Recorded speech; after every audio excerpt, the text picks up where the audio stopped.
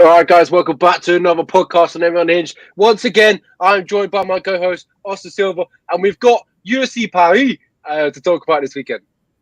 Yeah, je m'appelle Oscar, and I'm here to talk about UFC Paris and the other happenings in mixed martial arts. I actually took 4 years of French, so I'm not going to be horrible at some of these French pronunciations on these French fighters. We not only have French fighters, we also have like a French-speaking fighter. So I'm sure we're going to have some moments on the post-fight interviews with the fighters speaking in French to the crowd to fire them up, because the UFC could not come to France until now. The sport of MMA was only legalized last year. Bellator made their way over there, and now the UFC has made their way over there, and they're bringing arguably their most talented French fighter in Cyril Gane, and they're putting him in the main event. Yeah, obviously French is one of the most spoken languages across the world. Hugely spoken in Africa, and obviously you talked about there Charles Jourdain, Canadian French as well. So it's good to see him, kind of go to his second home a little bit.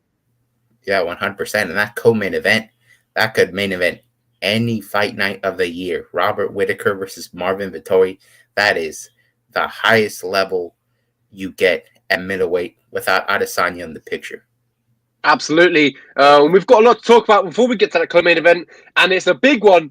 And when we talk about big ones, I mean heavyweights. We're talking about Cyril Gane versus Tai Tuivasa. Tai Tuivasa, one of the biggest heavyweights that we get out there. He announced on the MMA Hour yesterday he's 273 pounds. Yeah, that for me is a concern. It shows a lack of discipline from Tai Tuivasa. We know the man loves to party after his fights, but I think he's starting to take it a little too far. He's now having to waste time to lose weight, not to cut weight, to lose weight. And that's wasted time he could be using to improve his skills. And he's going to need every skill in his arsenal to beat Cyril Gane, because Cyril Gane is so damn good and talented. Cyril Gane, to me, is one of the most extraordinary talents we've had in the UFC in the last decade or so. Absolutely agree. His fundamentals and how technically good he is absolutely phenomenal. He took Ngannou to one of the closest fights that Ngannou's been in recent times. Obviously, he had that loss to Stipe Miocic, but that was a tough task for Francis Ngannou. And Gane took him all the way. If Gane fixes that rested takedown defense, I think it could have been a totally different story that night. Yeah, so the main event UFC Paris, I think, will be ending with Cyril Gane defeating Tai Tuivasa via fourth round TKO. So Cyril Gane, he's been criticized before for just being happy to outpoint guys on the outside, not really going for it. But you saw in that Derek Lewis fight, Derek Lewis was nowhere near Cyril Gane's level that night. Now, not only was Derek Lewis fighting in his hometown, Derek Lewis has never been a high-volume guy, and in that fight, he got outstruck by I think it might have been 100 strikes. He got completely outclassed. And you saw Derek Lewis versus Tai Tuivasa. Derek Lewis won the first round against Tai Tuivasa. They looked to be the same level. It was just who landed first. And Tai Tuivasa landed first. He landed a vicious elbow, knocked down Derek Lewis, put him face down. And I really think Tai Tuivasa, sure, he's on a good run. He does show improvements, but he's not on Cyril Gane's level.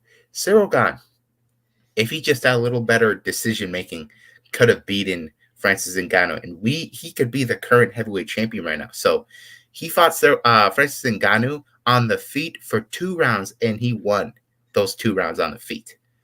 People do not give him the credit for that, for just surviving in a striking battle with Francis Ngannou, the hardest hitter in the history of MMA. And then come round 3 and 4, he does get out-wrestled, and he can't get up. He will not have this problem against Tai Tuivasa. Tai Tuivasa has basically zero offensive grappling. Basically zero. We never see the guy train jiu-jitsu unless it's with Tyson Pedro. He's just not good at it. He likes to stand and bang.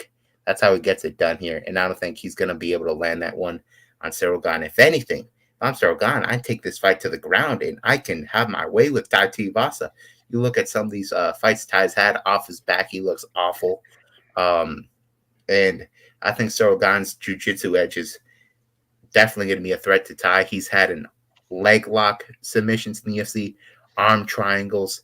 I think he can submit Tai Tuivasa here if he wants to, but I'm thinking that Tai Tuivasa's gas tank is not all that good. He's in every third round we've seen him in. The guy's been huffing and puffing, especially since he likes to do a lot of work in the clinch that will wear out a big guy. And I think we're going to look at an exhausted Tai Tuivasa come round 4, and Ciryl Gane will smell blood. He might get a little more fired up by the fact that he's fighting in his home country. And I think he's going to find that kill shot and put down Tai Tuivasa, who will be too exhausted to defend himself. And he's going to get that 4th round TKO. Absolutely agree. We talked about how good Ciryl Gane is. He showed it in his last performance. And before that, he was on an absolute machine, a wrecking ball. Beat Derek Lewis, beat Junior Dos Santos, and obviously had then also lost that fight against Ciryl Gane, and Gane, sorry. But it was a very, very close fight. This guy is one of the best heavyweights, if not outside of Gane, the best heavyweight that we have in this division. Him and Tom Aspinall, they're going to meet one day in the future, and it's going to be one hell of a fight. But tonight, this weekend, we're talking about Ciryl Gane and Tai Tuivasa, and I completely agree. Ciryl Gane is just going to outclass Tai Tuivasa on the feet. Let's be honest, Tai Tuivasa don't have the capabilities to even threat to take Gane to the ground. Absolutely not. As I said, we've never even seen the guy get a takedown in the UFC. It's just not his bread and butter. Ciryl Gane, on the other hand, started out as a Muay Thai kickboxer, and he's made a smooth transition to MMA. And for a guy to only be a couple years into his career, like, to give you a little perspective, he made his pro debut the same night the week that Stipe got knocked out by DC the first time in 2018. That week, Ciryl Gane made his debut in MMA. And now the guy's out there so early into the game, already getting submissions. I think this guy, we've only seen like half of what he's eventually going to do. I think we're going to have a legendary career for Ciryl Gane. The guy's only 10-1, and he had a competitive title fight against Francis Ngannou. I really am very high on Ciryl Gane. It's going to be fun to see him win in front of his home people. Yeah, absolutely. I hope he gets it in spectacular fashion. I'm sure we haven't witnessed that France crowd before. We have in Bellator, but I feel like with the feel of UFC, I feel like this French crowd could really create something special over there. They've got some phenomenal fighters coming out of France on the card. And obviously, as I talked about, the Canadian French and obviously the Africans as well, they speak a lot of French. So they can really build something over there in France. And I hope this is the one of...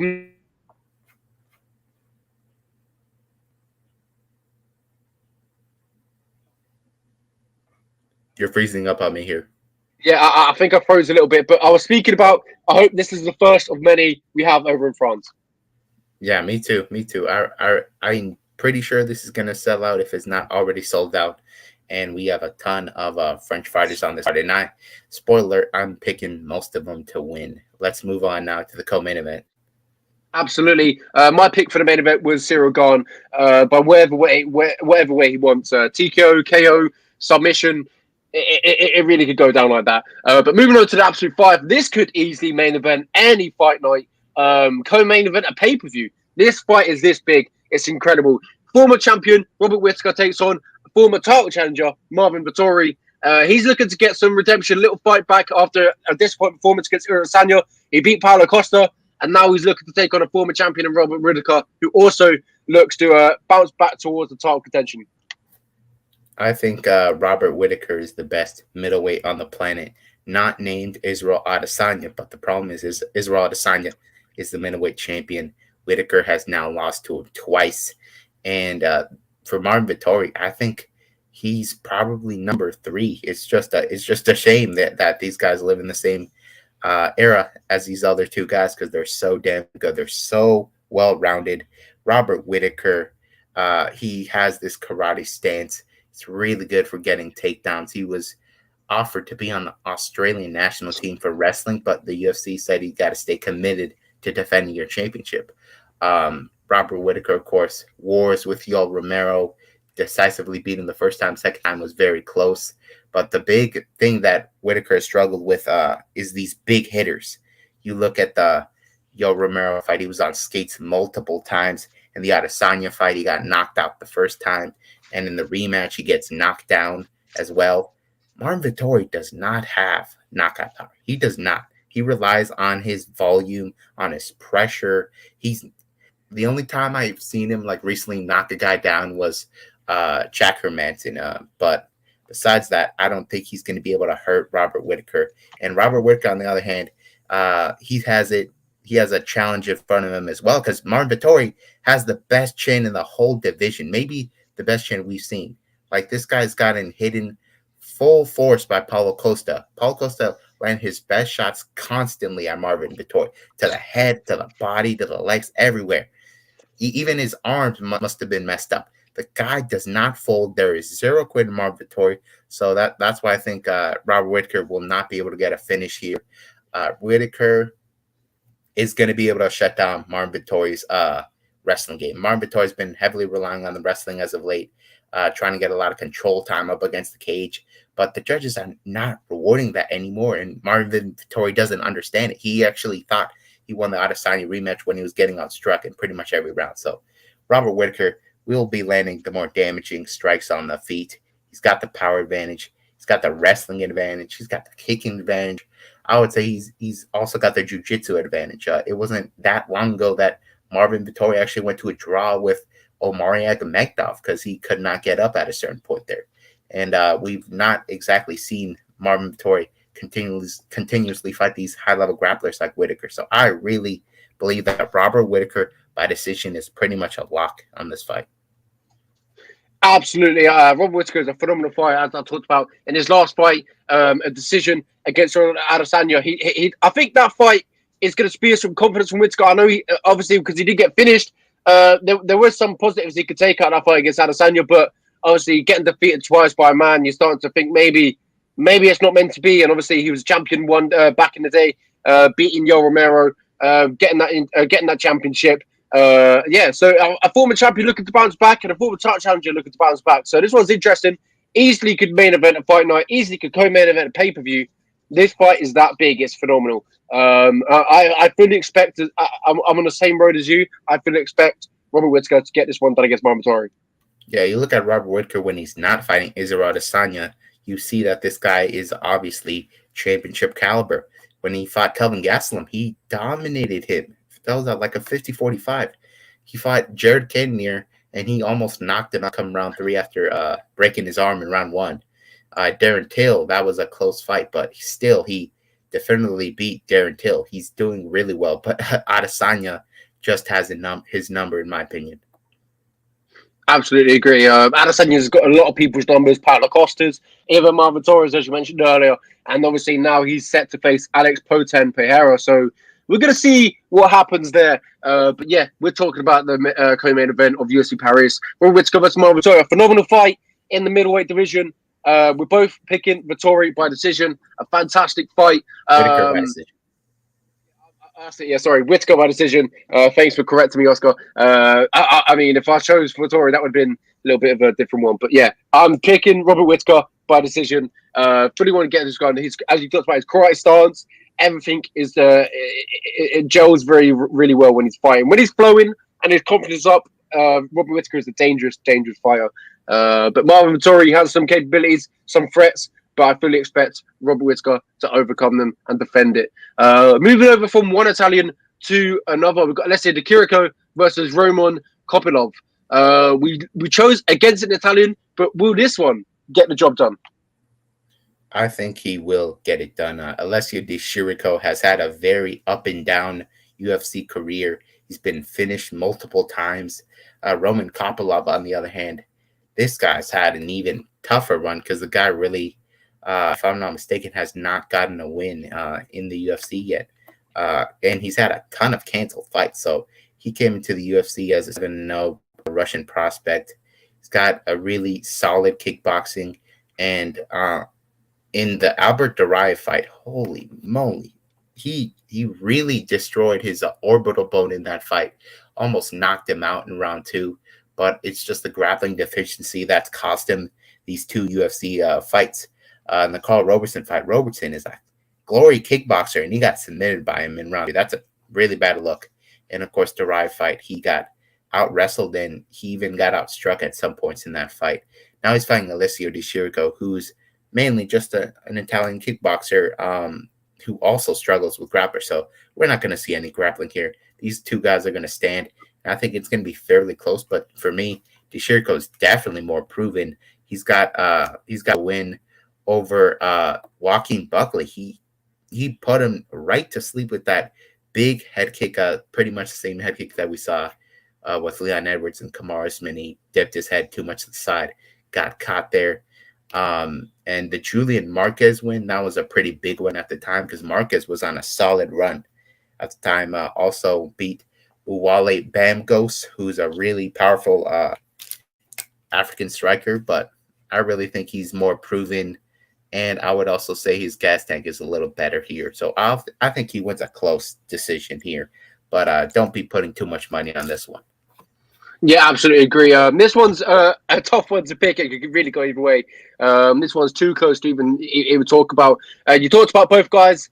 Obviously, their deficiencies, submission defense. We've seen it in the past by both men.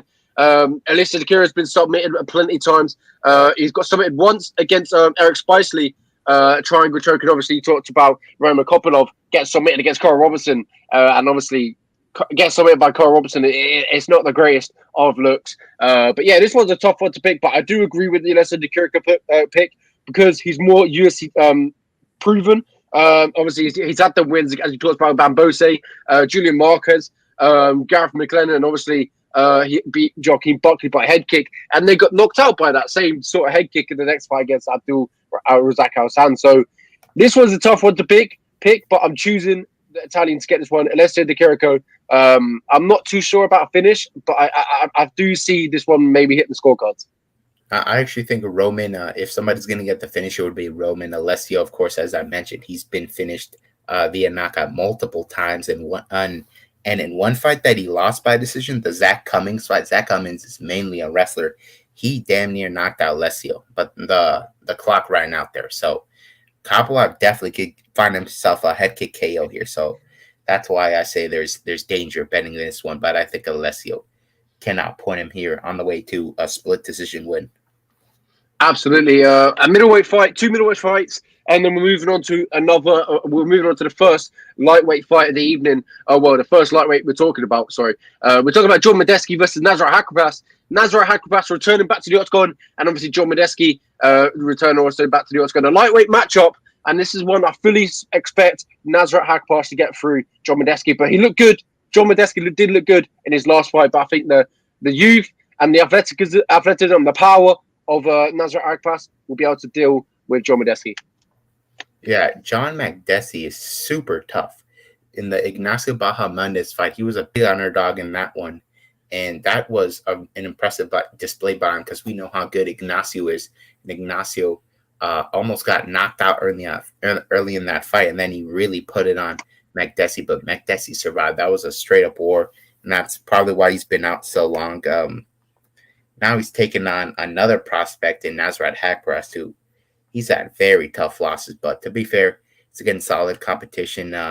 Lost to Marcin Held, lost to Dober, lost to Hooker, and lost to Green. Those are all formidable names. But what's weird to me is outside of the UFC, he's knocking everybody out. Once he gets to the UFC, decision win over Mark Jacasey, decision win over Guti, decision win over Munoz, and decision win over Garcia. So struggling to put guys away, but still he's proven that he's still a better boxer than most of these guys. You saw in the Robert Green fight that he was loading up on too many punches, being predictable. I'm hoping he's learned from that one here, and I think his pressure will definitely be enough to beat Makdessi here. Makdessi is very hittable, and I think he's not going to be able to use his kicks as much as he does because we're going to have Nazareth Haqparast walking forward, outboxing him. Makdessi does not have that head movement like Bobby Green. He doesn't have the wrestling like Dan Hooker to fall back on. So I'm thinking Nazareth Haqparast wins the decision here. Yeah, and John Modesky is coming off the back of a good win against I don't know how to say his first name, but Ignacio Bahamondes. I was going to try and pronounce his first name, but I didn't want to pronounce myself. So Bahamondes. And obviously that win has aged nicely. 100%. He beat Rangju. After that, he knocked out, who was it? I forgot who knocked out with that spinning wheel kick. Yeah, Roosevelt Roberts. he's shown to be a real problem. And the fact that a guy who's a little older and Modesky was able to beat him, that's really impressive. Absolutely agree. Let's see how he returns after a big win. Surely he's going to be going in with confidence. But Nazareth, he's shown the meanings of a great potential in his recent encounters. So I fully expect him to get past John Modesky, but it's a tough test for Nazareth. Let's see how he gets on. On the main card as well, moving over to another main card fight, we got Gomis versus Arens. It says here he's German, but it did say on Tapology that he's French, but I do believe he is Dutch. Yeah, but nonetheless, here we have two guys that the UFC decided were good enough to just put right in there. They could have put these guys on the Contender Series if they wanted to, but of course they wanted to get some hometown fighters here. So they got William Gomis, and William Gomis is a guy that really stands out to me because this guy has never looked for an easy fight in his career. Usually you have a guy in his first like 5 fights, he's fighting like 0-2 fighters, like 1-5 fighters. They're just trying to get their confidence about him. In his debut, he fights a 3-0 fighter. And then in his fourth fight, he fights a 7-4 fighter. Sure, he lost those 2 fights, but the guy legit had like 4 fights, and he's fighting these guys with a ton of fights. And then you look at some of these other fights he's taken. He took on a guy that was 11-6 when he was a 3-2 fighter. So never looking for an easy fight. And in his last fight, he beat an 11-5 fighter, beaten by ground and pound in Aries FC. He's got really good an all-around game. He will look to take guys down, try to pound them out, try to submit them. Very aggressive. But I think in this fight, he's probably going to want to strike with his opponent here, Arens. And I do think he's got the power advantage here. But I'm not confident he can put away Arens. A lot of people think Arens is just going to get starched by the hometown guy here. I don't think so. Arens, his losses are not by knockout. His losses, so we have a unanimous decision loss, and we have a guillotine loss. Outside of that, he's lost by decision. So I think he's not going to have his chin cracked here, but I do think he's going to be outclassed here.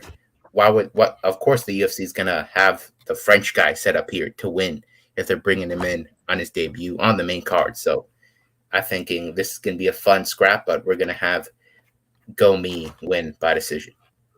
Yeah, and if you look at Gomez's 2 losses, you were talking about Morgan Charrier, phenomenal fighter in Cage Warriors, former champion, and the other losses, Parnesh, I want to talk about, is a KSW world champion. So they're both world champions in different organizations. Well, Morgan Charrier was a former world champion, looking to get back onto that road, but they're both really, really phenomenal fighters. I think that point stands. Obviously, Gomis coming into this one off a really good run of streak of wins, and obviously now his opponent has got to face that. So this one I'm looking forward to. I'm looking to see how Gomis handles the pressure of the Dutch. Yeah, me as well. And he's also really tall for featherweight. The guy's 6 feet tall, so that's definitely going to be an advantage for him moving forward. But he is fighting a 5'11" guy, so not going to be a big advantage there. Absolutely, 6 foot for featherweight is absolutely huge. That was the first featherweight the fight we're talking about, and the second one is going to produce fireworks. This is my fight of the night contender here already. When this one got announced, you just thought, oh boy, we're in for a treat. Charles Jourdain versus our guy, Nathaniel Wood. He's getting a back-to-back win. He's getting a really short turnaround, and I think this is the best thing for Nathaniel Wood to happen to him. When there's an active Nathaniel Wood, that's when we get the best Nathaniel Wood. He loves to stay active. He loves to fight, but he's fighting a really, really talented guy in Charles Jourdain.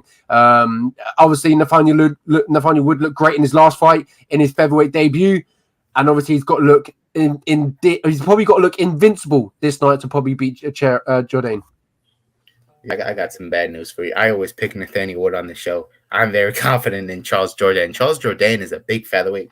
Nathaniel Wood, of course, struggled with that bantamweight weight cut. Now he's moved back up. And I'll be honest, in the Charles Rosa fight, he kind of looked, average size for featherweight. And I'm thinking that's not great news, especially since I know Wood is super quick, but that the punching power is not really there, and he's fighting a guy in Charles Jourdain who hits very hard, and he's got a black belt in Brazilian Jiu-Jitsu. And Wood almost got caught in that Darce choke in that first round. You got to be nervous if you're a Wood fan coming into this one. Charles Jourdain has a lot of third-round finishes on his record, and Wood has been finished via third-round finish 3 times. So I think Charles Jourdain gets a third-round TKO here. In the Shane Burgos fight, I know that's looked at as a loss. I scored it as a draw. No, never mind. I scored that for Charles Jourdain, but you could have scored it a draw. Charles Jourdain outstruck him in round 1. Round 2, he had his back taken most of the round. But round 3, he really put a beating on Shane Burgos. If Shane Burgos' chin wasn't so good, he would have gotten knocked out. And Nathaniel Wood, we've seen him knocked out by John Dodson. John Dodson has ungodly speed, but the guy's fought down at flyweight before, and we're talking about Charles Jourdain here, who's a big featherweight. So I do think Charles Jourdain can crack that chin, and I do think he can out-grapple him if it goes to the ground. I do think Wood has thunderous leg kicks, and he probably may be able to win that round 1 just with his speed. But I really am thinking that the damage will pile up. Jourdain, we've seen him go beast mode in that round 3 so many times. I think he's going to be able to get Wood out of there and remind him that he's in the featherweight division now, and not everybody's going to be the skilled Rosa. Absolutely agree, but I can't choose Nathaniel Wood. He's my guy. I got to believe in him. I fully believe in Nathaniel Wood. I think even though he's moving up, I feel like he's still going to have a power advantage over some of these guys. I think he's got a power advantage and a strength advantage. I think we saw it against Charles Rosa, but he talked about that. Not everyone is a Charles Rosa. So Charles Jourdain is a massive step up in competition, but I see him obviously paying. Obviously, that we talked about them leg kicks and the last fight against Charles Rosa. If he gets them going, same again early, just get that leg, crippled a little bit. I think it could cause some trouble for Charles Jourdain. But this is a really, really tough ask for Nathaniel Wood. We're going to have to be honest. A really tough ask, and I talked about it. He's got to look damn near invincible on this night to beat Charles Jourdain. He's stepping up and he's fighting these bigger guys. He's just got to go out there and put a 10 out of 10 performance every time. There's no room for slouching. But I believe in my guy. I believe in Nathaniel Wood. I think he can get it done. He talked about the Darce choke. Nathaniel Wood also loves the Darce choke, but it'll be interesting to see who gets the better out of position. Well, I'll let you know. Charles Jourdain, he got submitted via Darce choke against, who was it? Julian Erosa. So it's on the table here for you guy. Yeah, as obviously Darce choke in the UFC debut of Nathaniel Wood against Johnny Eduardo. So he announced himself on the stage. But yeah, this one's a really, really tough one to pick. Definitely fight tonight. But I'm on the Nathaniel Wood side. I think he's going to get the calf kicks working early. He's going to get the power advantage. What I do advise is probably not getting inside the clinch. That's where he does his best work, actually, inside the clinch. Never mind. He does his best work inside the clinch, dirty boxing. But staying at distance is probably what he shouldn't do, because obviously Charles Jourdain, he's going to have that reach advantage, that size advantage, and he can easily pick him apart. No reach advantage for him here, just the 3-inch height advantage.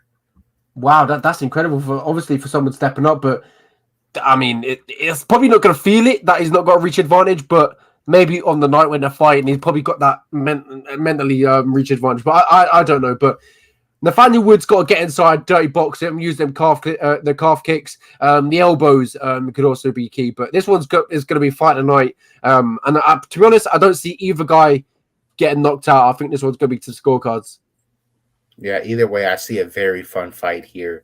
And both guys, they just fought they fought in July. They both fought in July, so probably still banged up here. So I'm hoping they're both still healthy and going to be able to fight at their full capacity here, because they're in for a tough one here, both of them. We'll move on now to the prelims. Absolutely. Dustin Dolphus versus Magamedov. Dustin Dolphus goes first win inside the UFC. And what do the UFC do? They feed him a 24-4 German/Russian. Wow. Yeah, so Abus Magomedov was born in Dagestan, Russia, but eventually, when he was 15, he moved to Germany. And he's one of these guys that you look at him and you think he's just these typical Dagestani wrestler. No, he's more of a kickboxer, very powerful and aggressive. He's one of these guys from the early days of PFL. And PFL, they reward the first round finish very heavily, and he was damn good at getting those first round knockouts. But in the main event, like in the finals for the $1 million tournament, he got knocked out like 20 seconds by Lewis Taylor. Lewis Taylor also famously handed Phil Haas one of his early losses. So it's not that bad of a loss, but it does show that there's durability concerns. But good thing for him is he's fighting Dustin Dolphus. Dustin Dolphus, he's not knocking anybody out in the UFC, really. He's mainly a pressure wrestler with some gnarly ground and pound. He's coming off his first UFC win over Dwight Grant. That was a fight where I thought Dwight Grant could have won, but his gas tank let him down there.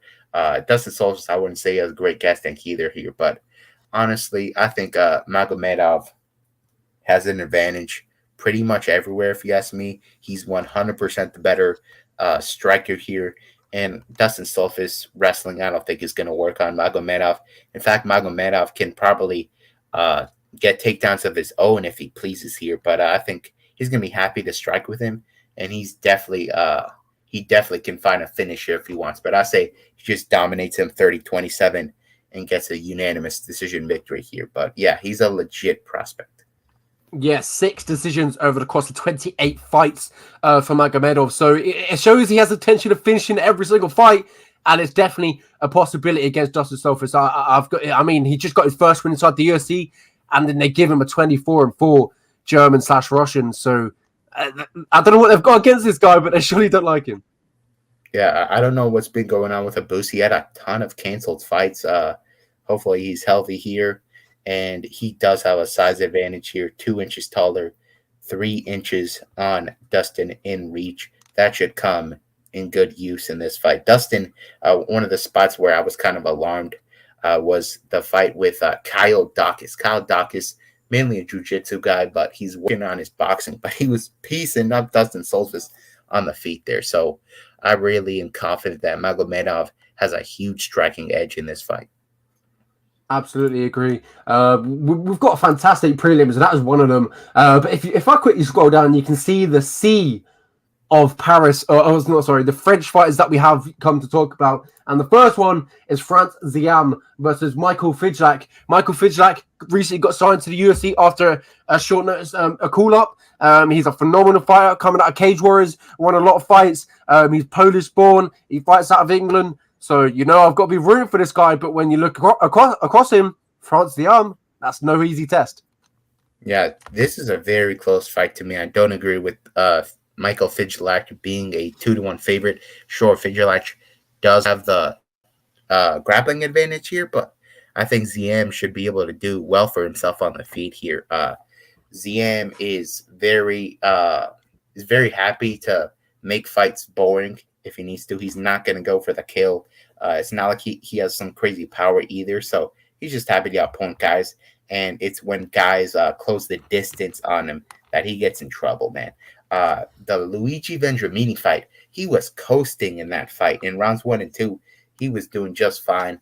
But Luigi Vendramini comes out super fired up in round 3. He drops Frez Ziam. Ziam looked like a wounded gazelle walking around that cage. Then he gets taken down, put in full mount, and the problem was Vendramini was so tired in that round 3 he couldn't get the submission on Ziam. But when he took on Terrence McKinney, of course, he got submitted round 1. McKinney's not some elite jiu-jitsu player, so that wasn't a good look. But Ziam, when he's got high-quality wins, I tell you, he's got the high-quality win over Jamie Malarkey. Malarkey tends to be able to do well for himself on the feet against the majority of these lightweight strikers, but against Ziam, he was looking to wrestle. He rarely looks to wrestle in some of these fights, except when he's losing on the feet. So that lets you know Ziam is a threat there.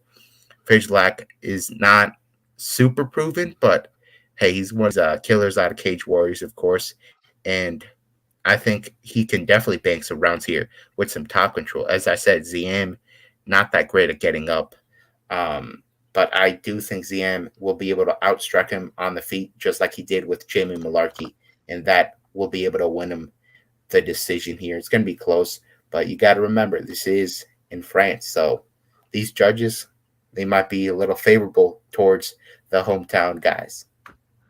And exactly. We haven't witnessed these type of judges before because obviously the first time going over to Paris, but we can't make any accusations yet. We are soon yet to find out. But Franciam, I think obviously UFC proven, but I've got to go for Michael Fidjak, obviously Polish fighter, fighting out of England. I'm going to root for my guy. He recently beat a former Cage Warriors champion. I forgot how to say his name. Ajay Sadari, I believe. Ajay Sadari, former UFC champion, former Cage Warriors champion, sorry. So he's on a good run, 8-0. Stepping at short notice, that's the only bit that can, worries me. But he did fight, recently, so he's still going to be there, probably well prepared. So this one's going to be interesting, and all the meanings for obviously fight tonight. Again, I think this is going to be a fantastic fight. Michael Fidjak, best of luck, buddy. I'm rooting for you. I hope you get it done. But if he is going to get it done, it's going to be decision, because if you look at Fidjak's record, a lot of decisions. Yeah, the fact that he did not get a ton of finishes and he still got time to know the UFC knows he's a legit talent, because you know Dana White and the matchmakers. We got 10 series tonight. They love themselves finishers and aggressive fighters. So for Fidjak to have a ton of decision wins lets you know that they're sold on him. Absolutely agree. So we talked about one fight for Aziam, and if we quickly move over, we've got another one. And this one is criminally underrated. On the prelims. This should be right below Robert Whittaker, Marvin Vittori. Nasruddin Imavov is ranked at number 14, I think. Yeah, and if he fought Kelvin Gastelum, I believe it could be even further than that. 100%. Joaquin Buckley, also responsible for the greatest KO in UFC history, probably, with the Impa Kasanganai knockout back in Fight Island in 2020. Still crazy. That spinning wheel kick, Wakanda style, Buckley called it. I'm very excited for this fight, and it should be getting more promotion from the UFC. Absolutely agree. Obviously, we talked about Imavov have that cancelled fight with Kelvin Gastelum, and with this could be a whole different fight for Imavov if he got that fight and he won that fight. But he's fighting Buckley. I think this one's a really good fight for Imavov. He really showed how good he was against Edmund Shabazian. Obviously, Edmund Shabazian not been himself as of late, but it's still a really good win, and obviously I fully expect him to beat Joaquin Buckley. Obviously, standing up, the power of Buckley coming towards you is probably the only threat Imavov has to deal with. But other than that, I think he could take this fight down and have his way. Yeah, for me, I think this is a fight that I don't think Imavov should have taken. Not because he's not going to win, but I think there's not much he has to gain from this win. As you just said, he was going to fight Kelvin Gastelum, who's former title challenger for the interim belt. So I think this is a spot where Imavov has got to look impressive here, and I think he will. I think he gets himself a third-round knockout. Imavov, in round one, he will have to fight a guy in Buckley who's super explosive, quick, and powerful. He's a danger to anybody early in that fight. In his last fight, he never looked better than he did against who was it? Albert Duraev. He was a big underdog in that fight. He was, of course, fighting a Russian wrestler, and he defended all those takedowns and busted him up on the feet. I was so impressed by Buckley on that night at UFC Austin. And prior to that fight he had with Abdulrazak Hassan was not a good look. Of course, he won the fight, but he lost the third round to Abdulrazak Hassan, who has never won outside of round one. So not a good look there, but he did look like he had better cardio in his last one. But Imavov has a tendency to put the pressure on guys and break them later in fights. In the Phil Haas fight, if you want to look at that fight, like with the newer scoring criteria, I really think Imavov probably should have won that one, because Phil Haas, he did get a lot of control time in round three, but he was getting so often in that fight. I really thought Imavov was about to knock out Phil Haas in that fight. And then who was Jordan Williams. And in that fight, that's the fight of the night. It's a war. But Williams walks away very battered away from that fight. And then when Imavov fought Ian Heinisch, he was a big underdog, and he stuffed all the takedowns from Heinisch. We thought Heinisch would have a huge wrestling advantage, and he takes down Heinisch. People forget this guy was actually born in Dagestan and then went to live in France. So he's got very well-rounded skills, very powerful kicks, and now he's looking to offensively grapple more, as he showed when he fought Edmund Shabazian. He got a takedown. He got the crucifix position, pounded him out. I think he can out-grapple Buckley later in the fight. Early in the fight, Buckley will be able to stuff those takedowns, but he will get worn out eventually. And you even saw in the DiCirico fight, you can knock this guy out early as well. Buckley doesn't have the greatest of chins. Got knocked out by Kevin Holland back in 2020. I think Imavov is just as powerful as Kevin Holland. So give me Imavov by third round TKO.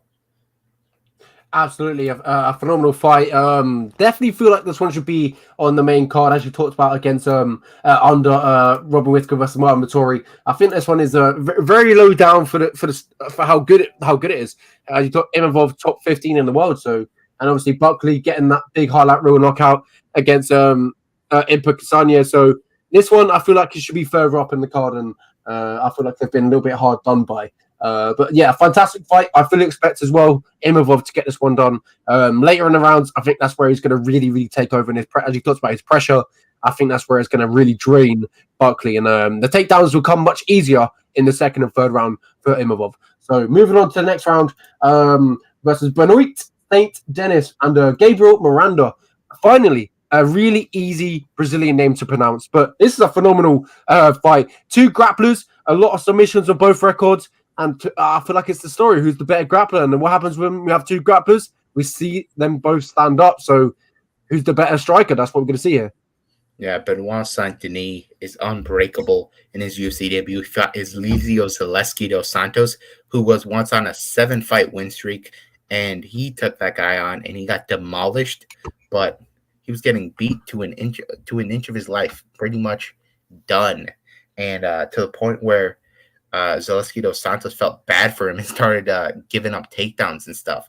He was just dejected because he felt so bad about beating him up because the referee refused to stop that fight for some reason. And Gabriel Miranda, on the other hand, he's not had the opportunity to showcase that kind of toughness yet. But Benoit Saint-Denis, this guy's impossible to put away. But I will say one thing. He does leave his neck wide open to be taken. And Gabriel Miranda is he's kind of like a Paul Craig type guy, Mackenzie Dern type. Not to say his jiu-jitsu is on their level, but he's not. He's very happy to be off of his back. And that can be a good thing or a bad thing. Depends how you look at it. If he can catch Benoit Saint-Denis on his back, good. But if he's stuck on bottom, he's fighting a guy with ruthless ground and pound and a very good top game of his own. Always looking to get submissions off the top as well. And I'm going to say he gets one on Miranda, who's not as proven. I'm not exactly sure his UFC caliber. Benoit Saint-Denis, I know he is because he fought Nicholas Stolze. He ragdolled him. Even though he ate a big knee early, he ragdolled him and submitted him. I think Benoit Saint-Denis gets a second round submission here. I'll say he gets a rear naked choke. Absolutely agree. Benoit Saint-Denis is a phenomenal fighter, a phenomenal grappler. Gabriel Miranda has a few submissions on his record. I feel like we can see a little bit of striking matchup in the first round, a little bit timid from Benoit Saint-Denis, and I think he's going to take the fight to either the end of the first round or maybe the start of the second round. And obviously, I think it's going to be evident that he might have a clear grappling advantage. He is a phenomenal fighter. Obviously, these French fighters on here, I feel like I've got all the means to get it done, but this one's also a good prelim. I can't wait to hear the reception that these French fans give these French fighters. Yeah, but one thing to note too, Benoit Saint-Denis just got married this week, so that could be a good thing or a bad thing, however you look at it. But Benoit Saint-Denis, he's not going to quit in there. Absolutely no way. Even if he gets caught in a submission, probably going to have to put him to sleep there because this guy used to be in the armed forces in serving the nation of France, and you know how those guys get trained to not break at any cost. So we're for sure going to get a very, very fun fight with Benoit Saint-Denis and Miranda. Absolutely agree. And moving over to the first few prelims of the night, we've got Khalid Tahoe versus Christian Quinones, I want to say. I'm not very good at pronouncing names. He is Mexican. Maybe Oscar Silva could do a better job at that. But yes, a bantamweight matchup between Khalid Tahoe and Quinones. This one's a tough one to ask. Obviously, Quinones coming, as you can see there, coming off the Dana Contender Series, and obviously we're going to see how he looks. Yeah, for me, this is your typical UFC struggling UFC prospect versus the fresh new toy from the Contender Series. And Khalid Tahoe has not gotten a fair shake in UFC in terms of he's had to fight a ton of these killers. To fight Raoni Barcelos and Sergey Morozov. Those are tough matchups for him. But now he's fighting a guy in Christian Quinones, who is a Mexican kickboxer. And he's fighting out of that Entrum gym, Brandon Moreno's old gym that gave him that UFC gold. All of those guys are tough as nails. They're durable, but Quinones, he fought one of the fighters out of the Chinese Performance Institute for the UFC, and man, he was a big favorite that night, and he almost he almost lost a lot of people money because he almost got knocked out in that fight against Long Zhio. He did recover and won a decision, but yeah, not the best of looks there. And he also has been submitted in the third round by Victor Hugo Madrigal back in 2018. Also got TKO'd back in 2017. So he's not super durable. He can fight through adversity, but he can be put away. And against Khalid Tahoe is a proven finisher. He has a 30-second knockout in the UFC when he fought Boston Salmon. Got a KO in 25 seconds. And he also has himself the third round submission win over Bruno Silva in round 3. That was overturned due to a positive test from USADA, but nonetheless, his jiu-jitsu is legit. And I think he can put away Christian Quinones here. I think Khalid Tahoe should be a bigger favorite than minus 135, just because I do think he hits harder. He's more proven. He's got good advantage here. I think Khalid Tahoe gets himself a second round TKO here. Yeah, absolutely agree. If you look at the other side, Christian Quinones, you talked about his losses all come via rear finish. One rear naked choke, and obviously the other two, he's been finished by strikes. So, as you talked about, not a very good look. And you talked about his last fight as well against Long. I'm going to call him Long. Against Long, almost got finished, but he bounced back. But against Khalid Tahoe, you talked about how powerful he is. As you can see, his frame as well. He's a physical specimen. He always comes in shape, so he's got some power in them hands. I'm rooting for Khalid Tahoe. I think he gets this one done, but this one's probably could go any sort of way. When we talk about like a fight like this, Quinones could go in there and start you in 10 seconds. We don't know. Yeah, I really think this fight is going to be scrapping. There's real potential for a finish here, but Khalid Tahoe, he's fought some hard hitters up like Morozov and Barcelos before, did not go away. So I'm expecting Tahoe to give Quinones a bit of a UFC vet lesson there.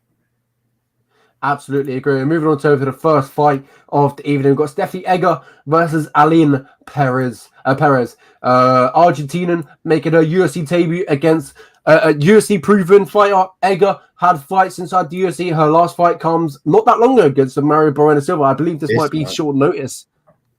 Yeah, so Stephanie Egger fought this month. She fought the 6th of August. Seems like yesterday pretty much. Mario Bueno Silva got taken down with a judo throw early in the fight. Bueno Silva, known for her jiu-jitsu black belt, her arm bars. She submits Stephanie Egger, but Egger, of course, decides that if nobody saw it, then did it really happen?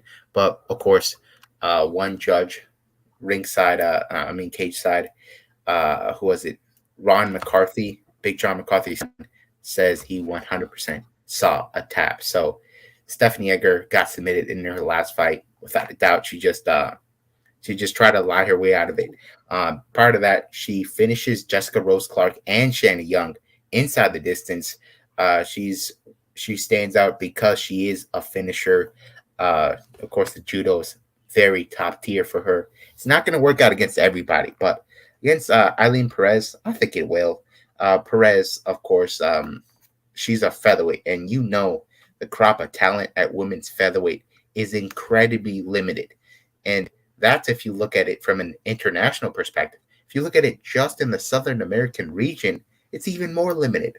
So she's not fought good competition whatsoever. So she has a win over an 0-2 fighter, 0-1 fighter, 0-0, 0-0, 5-5, 0-1, and then she beat an 8-4 fighter, Kornovich. But she has a lot. Her loss is not a real loss. It's an illegal knees loss. She was winning that fight. She's able to outmuscle everyone she fights. She's not had any adversity in her career. I think Egger's gonna really humble her in this fight. I think she gets herself a judo throw right away. Probably gets herself that armbar. There's nothing that shows me that Ellen Perez has some advanced ground game that can defend the submissions.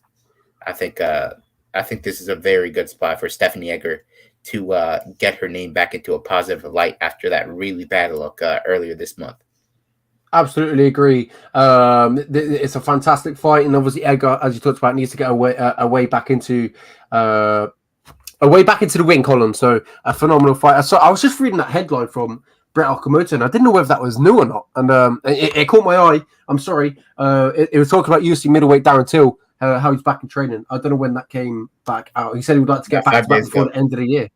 Yeah, 5 days ago. Yeah. Well, sorry about that. But yeah, so Stephanie Egger. We know the UFC's coming back to the UK for Edwards versus Usman 3. I would have to believe that would be March. They always come in March. So I say Darren Till gets a win before March and then fights maybe in the opener on the March main card. Yeah, absolutely. We got a sideline there. But yeah, I agree. I think Egger is going to get a submission win. Obviously, we talked about that situation. She tried to get away out of it. She was cheeky. She almost did. But other than you talked about Robin McCarthy, saw the tap. But yeah, phenomenal fight to start off the main event. Main card. The card. But yeah, I'm hoping for a lot of finishes. I know we had that event of 10 out of 10 finishes. But when the event starts with a finish, it kind of sets the tone for the rest of the event. 100%, and I think that'll be the case here. I think Egger should have a ton of grappling success there. Perez does have the striking advantage, but you can only stay on the feet for so long against a judo black belt like that in Egger. As we scroll through this card, we're seeing so many potential fight of the nights, straight up bangers here, and of course those last two fights are very high quality fights. We're talking about guys that are a couple fights away from title fights. So very hyped up for the UFC's return. It always sucks when there's no UFC on a Saturday because they really they always bring the heat on the Saturdays. So it just kind of feels like there's a hole in my heart when the UFC doesn't have anything on a Saturday. Yeah, we've really been deprived for the last week for MMA, but we had a few events. We had the LFA. And obviously we had one championship, Mighty Mouse regaining his throne. Yeah, let's talk about that. So one championship has begun their American expansion, and they started by getting on the great platform of Amazon Prime Video. Most people here in the U.S. have it, I would say, because Amazon Prime Video comes with Amazon Prime, where you get free shipping on items. And Demetrius Johnson, of course, very popular here in the U.S., he's the greatest UFC flyweight champion we've ever seen. 12 wins in UFC flyweight title fights. He's proven himself, and now he was able to take on, once again, Adriano Moraes in the main event. Adriano Moraes last year knocked him out with the grounded knee. The grounded knee that would have been illegal in the UFC, but that was after he dropped him with an uppercut. And I was thinking Moraes would knock him out once again, and it was actually kind of looking like it would be someone in that trajectory, but Moraes got tired in this one. It looked like he had kind of a tougher weight cut. He actually missed the hydration the first time. But Demetrius Johnson, he's showing an evolution here. I didn't think we would ever see this evolution from him. We never see the guy just look and hunt for a knockout here. But in this fight, he did something he called zombie mode, where he went forward at whatever cost, even if he had to take big punches, and he was looking to take his opponent's head off. And that's basically what he did here. Sure, he got taken down, got caught on bottom a couple times, but he was doing damage off his back the whole time. And the good thing is, one championship, they score their fights as a whole, not round by round. So I thought Demetrius Johnson arguably was up ahead. We weren't sure, but Moraes, of course, had the big moment where he rocked Demetrius Johnson with a head kick in round 2.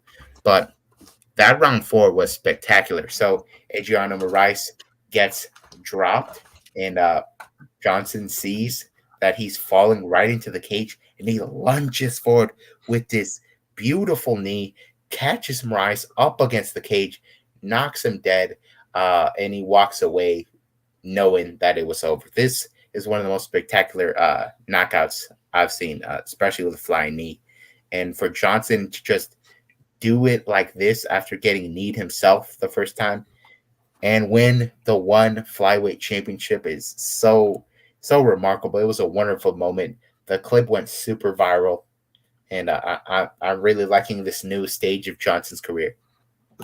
Absolutely agree. It's a funny old world how MMA works. So he talked about how he get knocked out by the knee, and then he obviously finished his fight by a knee. It's just funny how it comes around in full circle. Demetrius Johnson regains his throne as the one.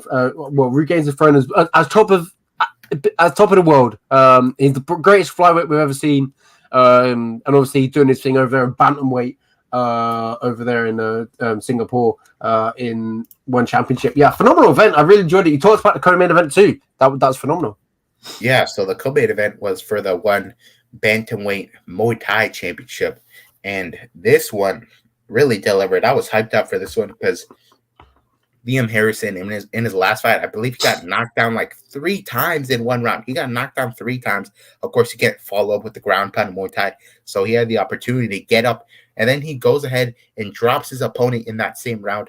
And then he knocks out his opponent after that. One of the craziest comebacks in Muay Thai history.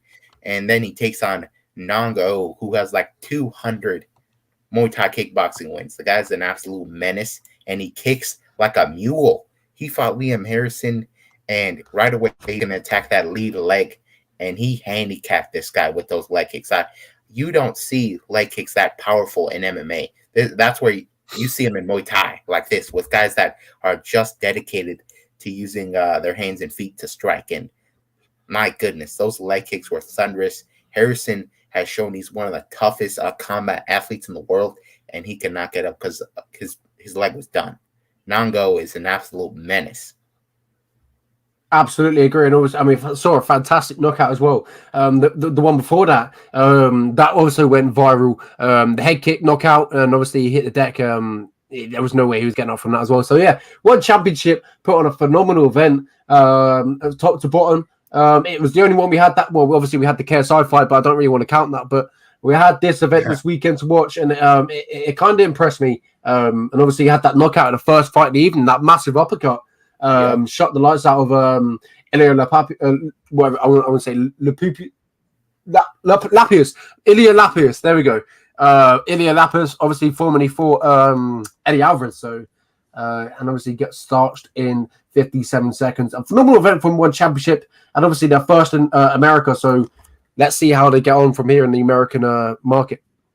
Yeah, I'm very excited for the future one championship coming in the U.S. because we hear these rumblings that they got these really high numbers, and you just never hear people online saying, "Oh, I'm hyped up for the next one championship event." So it's kind of hard to believe. But of course, there's social media outside of what we mainly use here in the Western region of the world. So I'll be very curious to see if one championship can get really big here in the U.S. Exactly. We've got 5 minutes left until we leave them alone, and obviously we could talk about an event last week, Dana White Contender Series. I know you watched it, and I want to talk about who got a contract and who you most looking forward to. This is this week's, so sorry about that. I've done that last week too. I didn't catch last week's, so you'll be able to obviously talk about it as well and recap me. But talk to us. Who got the contract? Wait, this is this week's. Sorry about that. This week. Talk to us who got a contract. So last week in the main event of Contender Series, 5. I'm totally blanking on the name. Blanking on the name. Oh. All right, let me just go look it up here. Oh, yes, it was week 5, and it was the main event was Michael Parkin. Oh, I did watch it. There we go. That's what it was. I did watch it. So Michael Parkin in that main event, he fought a guy that came out like a banshee, but his cardio was some of the worst I've ever seen. The guy had less than a minute and a half of cardio. He was already huffing and puffing at the point where Michael Parkin got himself Mick Parkin got himself the submission in round 2. Parkin does hit very hard, and for him to get a submission this easy shows that he was way above Nevis's level. Absolutely agree, and it's good to see another British heavyweight on the roster. I know we have Tom Aspinall, but now we've got Mick Parkin. Phenomenal. Another English fighter on the roster. Anyone else that you would like to top up? I know you were really interested to see the Georgian. Yeah, and obviously he got knocked out by that slam sort of thing. So a lot of people thought this was a slam knockout. It was not a slam knockout. Gogo Latse was going for a on his back, and he dislocated his shoulder. And then that's when Darius Flowers lands the falling forward tombstone pile driver. And then we have the conclusion of the fight because Gogo Latse is in so much pain. But Gogo Latse injured himself. It was not Darius Flowers, but still Darius Flowers. He's a Chicagoan. He hits like a truck. He looks like his mindset is in the right place, and I'm excited for his future in the lightweight division. He called out Jim Miller, and I think this is the kind of fights that the UFC is looking for Jim Miller. These up and coming guys, because Jim Miller's been knocking him out as of late. So very excited for Darius Flowers. Also, Aguilar, holy crap, he fought Erickson Ferreira. And that was a wild fight because Ferreira almost caught Aguilar in a guillotine early in the fight. Aguilar is super short for flyweight. He looks like he's like Jimmy Rivera's height, John Dodson's height, those really short guys. But it works out for him because he can get these easy takedowns. And he got the guillotine in round 3. This was an epic fight, really epic. Oh yeah, I completely forgot. For me, the highlight of the whole night was Simon. Simon was a monster on this night. So as I told you, he's Dricus du Plessis' training partner, and he fights just like Dricus du Plessis. Du Plessis will he's not the most smart fighter when it comes to defense, but he just forces the offense, and it wears guys down and eventually breaks them. And that's what he did here against a very technical fighter in Wong Kim, who's I believe he's a wushu style fighter, and eventually he just knocked out Wong Kim. He just forced the violence, and he got it. And he's only 21. He's the youngest male fighter on the UFC roster, and Dana White even gave him the nickname The Future. Wow, that's incredible. I was going to talk about him as well. Obviously, the best performance of the night coming out of the South African.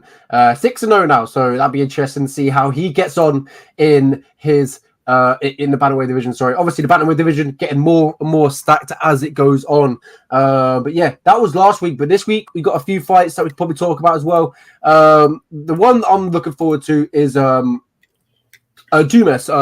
He used to fight in the Jorge Masvidal's Icon SC.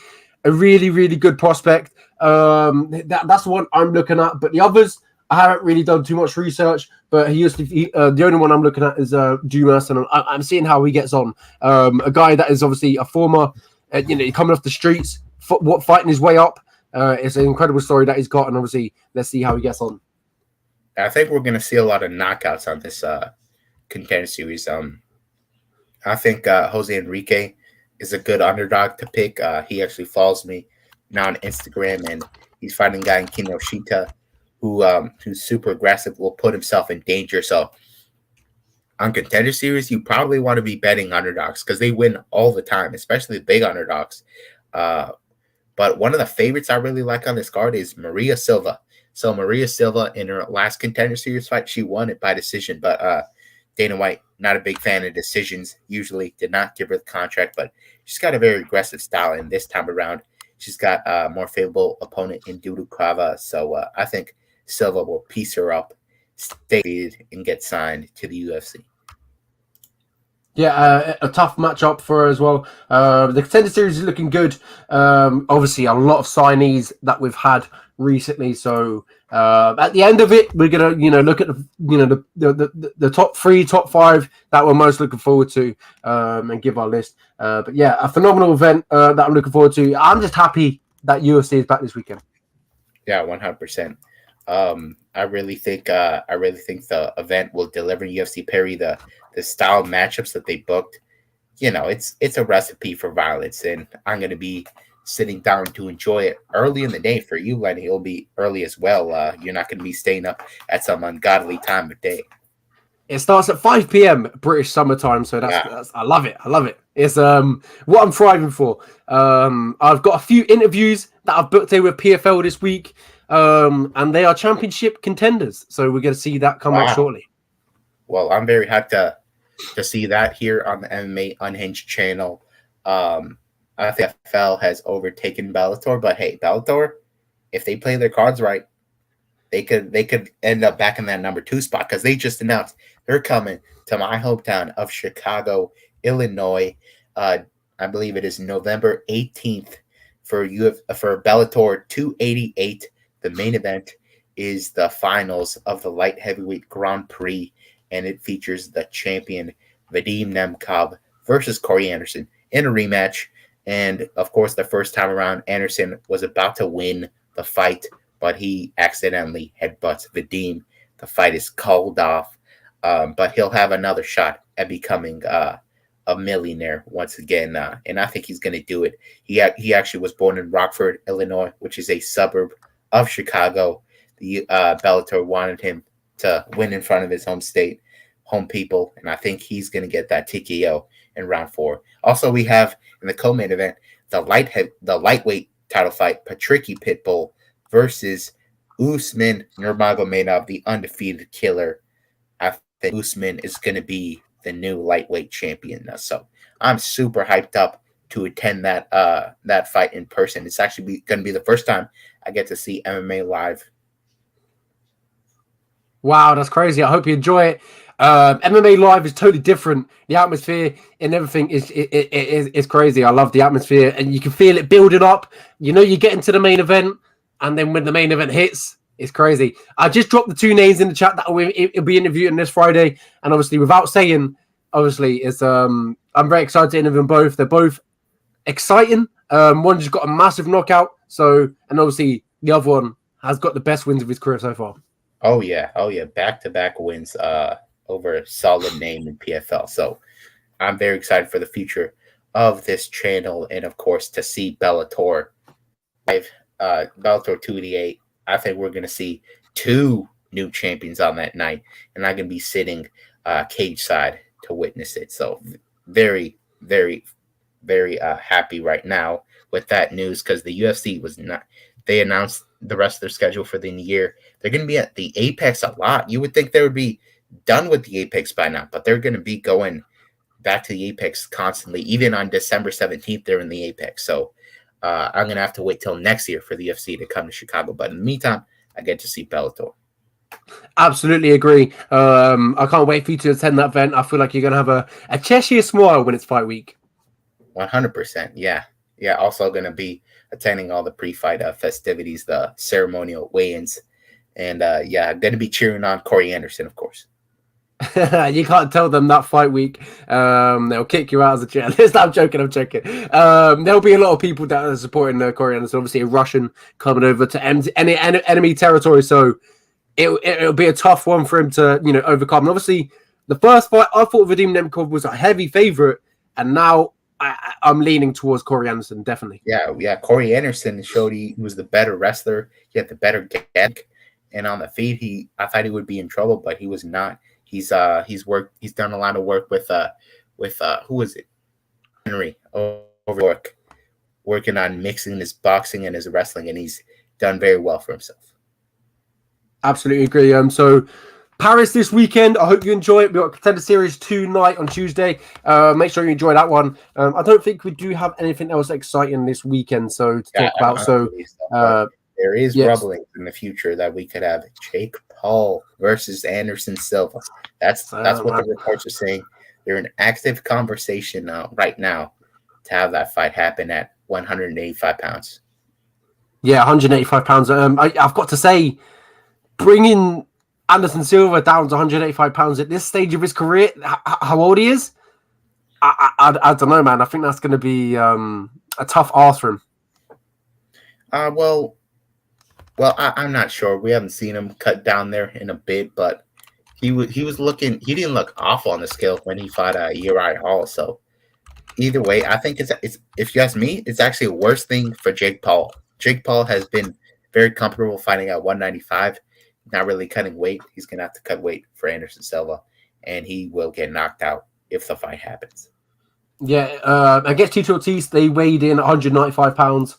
And obviously in his fight against what was that Julio first box? Chavez? Yeah, Julio Cesar Chavez, a split decision win, and he weighed in 182 pounds. Yes, you see, so he was 3 pounds lighter, so he's good. He's gonna be good. He's gonna be good. I'm convinced he's gonna be good. And obviously he had an exhibition fight, which was a draw / no decision. I'm not too sure what happened there. What reported to be a serious and hard-fought effort, it deemed that the overseeing promotion / athletic commission to it's an exhibition bout, and that was 194 pounds that he weighed in. Yeah, but that was on the Floyd Mayweather sort of card, the showcase, and might have been. But I do think we're gonna have to have like a big scene with the negotiations. Jake Paul negotiations are never smooth, and I think Anderson Silva, if he plays his cards right, will probably have the biggest payday of his career. Absolutely agree. And yeah, that's what we got for this weekend. Jake Paul, we just talked about Anderson Silva. We haven't got this weekend, sorry. We've got Paris this weekend. Make sure you enjoy it. It's going to be a phenomenal main event, a phenomenal co-main event, and obviously the prelims are absolutely stacked around with French fighters. I hope the crowd goes wild. It's the first time we've witnessed a UFC event in this sort of region, and I just want to see more of these European shows. I like when the UFC visit different countries that, you know, I miss when they used to go to, you know, Poland, Russia, Sweden. I used to love that.